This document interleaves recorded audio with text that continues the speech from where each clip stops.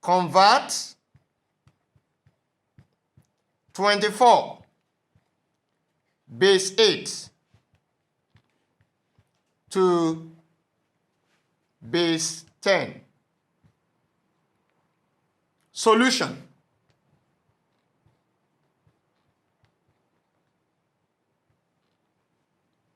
We have 24, which is base 8. Now what do? We assign values from the back. We have 0, then we have 1. Now, the next thing for us to do is to write out the expanding form. That's going to be what?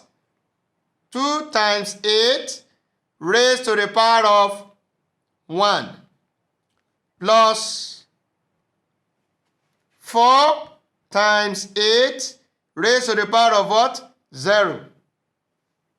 Now, the next thing for us to do is to simplify the expanding form. Then we have 2 times what? What is 8 raised to the power of 1? That is 8. And 8 raised to the power of 0, that's what? 1. Then 2 times 8, 16. Plus, what is 4 times 1?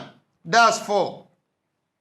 Now, 16 plus 4, what do we have? 20 base 10. That is the solution to the problem.